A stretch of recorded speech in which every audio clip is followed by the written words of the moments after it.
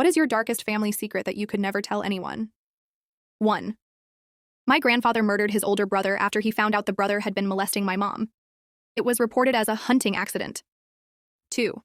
I found out right before she died that my grandmother was raped by her brother when she was 16.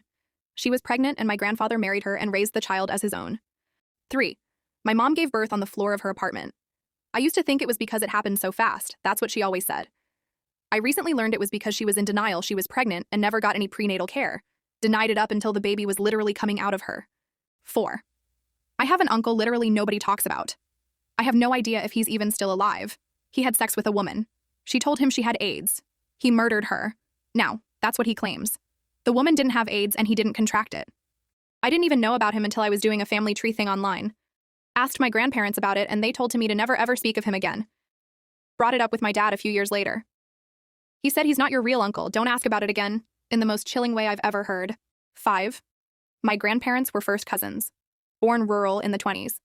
Even more, my grandmother was an identical twin and the twins married brothers, their cousins.